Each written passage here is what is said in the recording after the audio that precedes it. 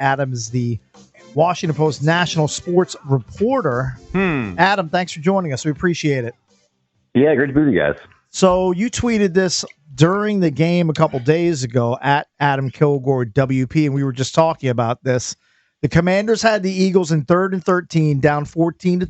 Marshon Latimore got beaten, held Devontae Smith, and it's been cascading disaster since. So we all know how the game played out. The game went sideways for the Commanders, but we've been debating, does the team retain Marshon Latimore? I think they have to because they picked him up with 2 years left on his deal. They gave up significant draft capital to acquire him. But there are a lot of fans, including one across the table from me, who don't want him back. Also, look at Adam Peters isn't stupid. He knows who this team faces in the division. They're going to be facing Malik Neighbors, CeeDee Lamb, and A.J. Brown twice every season. They need a top corner, and that's why they went out and got Latimore. Tell me when they get one. Well, Peters thought he got one in Latimore. What do you think of this situation and how it's unfolded so far? Sure. So I would say the bottom line, I feel like, is that they're going to keep him. I mean, I think they have to, based on, like you said, what they gave up to get him. Yeah. All that draft capital, you can't then turn around and say, like, well, that didn't work. I think when they identified Marshon Latimore as a player they wanted, they weren't just thinking about, this year. I think they were thinking about, an opportunity to acquire a player that would be there for the years when they start to build the roster kind of in their image and acquire some more talent through draft and free agency and everything. So I do think that was a longer term addition. I think they'd probably tell you that they didn't maybe understand quite how injury would affect Latimore, how he would come off those hamstrings, how long it would take him to get on the field, how much it would affect him once he did get on the field. I don't want to make any excuses. He was out there, so he's got to wear his performance. But I also don't think that was the real Marshon Latimore. And if it is, and if he's just entered a different phase of his career, that's really scary. This is going to backfire in a big way. Yeah, the thing that's kind of frustrating is, and I'm not sure how many Commanders fans did their research before or even after the trade, but he's missed a lot of games the last 3 years. A lot of games. Yeah, that's right. So it's almost like you're acquiring an injured piece. Put it this way: a lot of people in New Orleans, and then when he comes here, he's missed the first 5 or 6 games. When we kind of talked about it, we said, well, he's going to be fine. His hamstring. They wouldn't have made the deal if his hamstring was hurt, but obviously it was still bothering him. No doubt. Yeah, and I think that's something that the Commanders, we look at a guy who starts to miss games, as they enter, sort of the middle to later part of their prime. You got to wonder, like, is he taking care of his body like he's supposed to? It might be bad luck. Football players get hurt, but and I think if that's something that Marshon Latimore needs to focus on or more hone in on the off season, and he's not doing that, and again, that would be part of like a miscalculation by the Commanders about the kind of player and guy that they traded for. I do think that he's so talented at such a premium position that it's going to end up working out for the Commanders. But obviously, there's signs that it might not. Oh, you're betting on it working out. I think you bet on talent. The guy's one of the most talented cornerbacks. One of the most important positions in the league. It doesn't guarantee anything, and maybe he does, can't shake these injuries, and it's going to be a problem for his whole tenure in Washington, and that would be a real problem for the Commanders. But you don't find. I mean, they gave us a lot of draft capital, but they weren't like premium, great, home run picks. So I think they require that guy at that position with those picks. It requires some risk, and so I think it was probably a smart, or at least a worthy calculation by the Commanders. But obviously, it could still go either way. And they got the NFC Championship, and he's a huge reason why they lost that game. So that's going to be hard to. He's going to have some really good seasons to overcome just that one day, really. I just question, like, apparently at the combine he ran a 4.3. Like, he doesn't look like a 4.3 guy to me anymore. So, well, he's near not 9, right? Exactly. Not many guys are. Right, but I will say this though, to defend him. Yeah. When he was playing full seasons with New Orleans, he was at a Pro Bowler every year. Right. Yeah. That's when he was 24, 25. Yeah, I mean, and injuries. I just think they've taken a toll. They bought a lemon. I think they bought a lemon.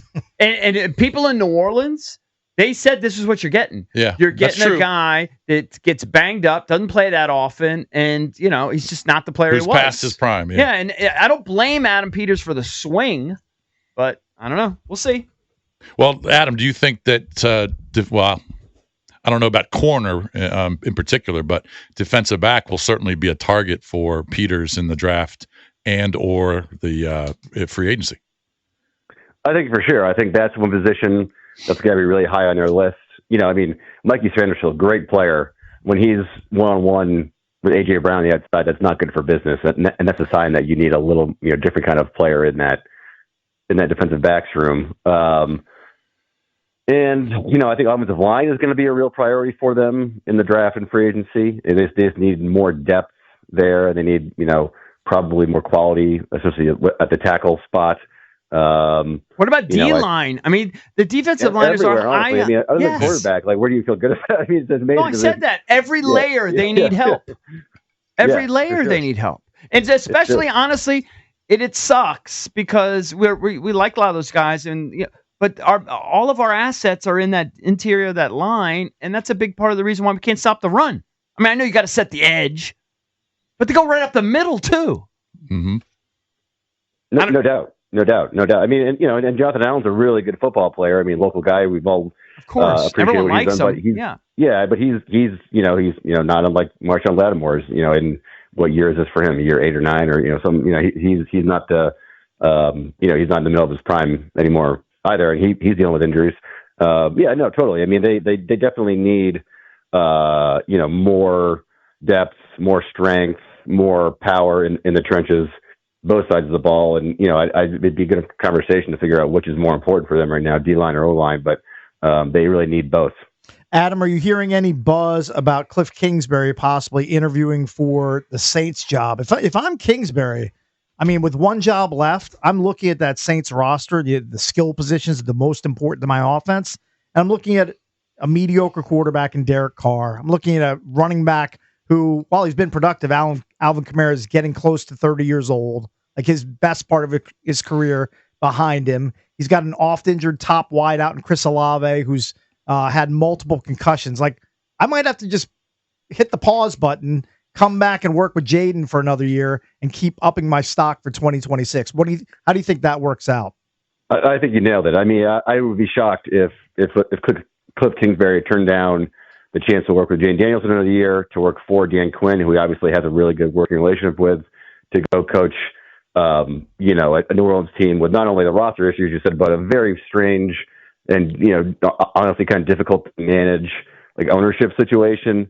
Salary cap situation is ticking time bomb down there. So I would be stunned if that's what he left for, because his stock is going to go up. He knows what he's doing, first of all.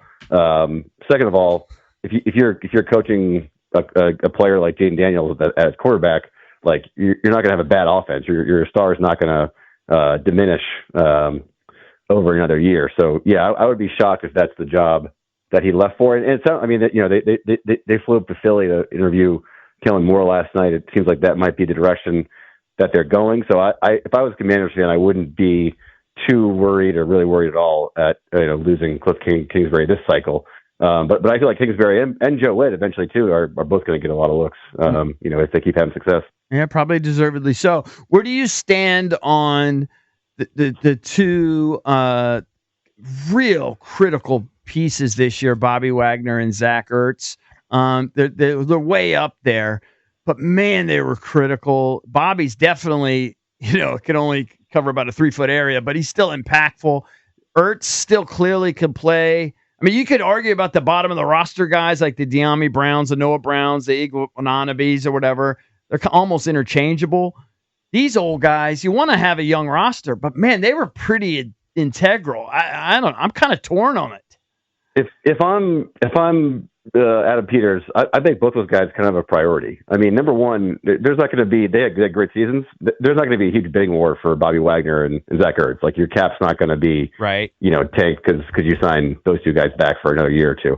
Probably just 1 year. Mm-hmm. Number two, you could make a pretty good argument that they were two of the most, if not the two most important players around Jaden Daniels because of he has an amazing off the field relationship with Bobby Wagner, and that's like the perfect guy you want to mentor any young star in your organization. I agree. And Zach Ertz was like, just like his safety valve, dyed in the wool security blanket, like cliche, veteran, smart, great hands tight end that is like the quarterback's best friend. Like all those cliches about reliable wideouts or tight ends, Zach Ertz was that. I love the idea of like drafting a tight end and letting Zach Ertz sort of like bring him along for a year, and then you say, "Thank you, Zach. Great job with the Commanders," and then you sort of like start over. But I don't see where this team gets worse by having those guys around in any way. I mean, it's not going to cost that much money to keep them. Talking to Adam Kilgore from the Washington Post, national sports reporter, you wrote about the AFC Championship game, and Josh Allen played well, but he just can't slay the monster, as you describe it, can't get over the hump of the Kansas City Chiefs and Patrick Mahomes. No, and I mean, it seems, on the one hand, it seems inevitable that like Josh Allen and Lamar Jackson are going to break through like one of these years and get their own Super Bowl. But, they're going to be 30 soon, and it can only seem inevitable for so long before it actually hasn't happened, and it's because of who the Chiefs are. It's not just the fact that they got Mahomes, well, that's, a very big part of it, or that they got Reed, or they got Spagnuolo, who's like an evil genius and always calls, saves, withholds like the exact perfect blitz, the exact perfect time at the end of these games. They just collectively like understand better than any team how to execute, how to call the right play, how to, just be 1 inch better than the other team at those right moments. And it goes into, I think, all those years of experience of playing big games, playing close games, getting every team's like best shot every single week for 17 weeks. That was really the same thing that Brett Veach said, the GM. I was talking to him in the locker room after that game. And he said, look, like, when you're the Chiefs, it was kind of arrogant, but kind of a good little flex that he made here. He's like, when you're the Chiefs, like, we get everyone's best game every week. We're not at our best every week. But by the time we get to the playoffs, having gone through that, that's why, like, we have this great poise and this great calm in these moments, because, like, we've been basically playing other teams at a playoff level all year, even when we're not that. But in the playoffs, you got to see, like, our best. I thought that was a really interesting point he made. And I think that, is a slice of, like, why this team just freaking wins every game of the playoffs. I'm tired of the Chiefs. Who's not? So tired of it. All right, Adam, thanks for the time, man. We appreciate it. Adam Kilgore, Washington Post national sports reporter. Thanks so much. Thanks, guys. Yep.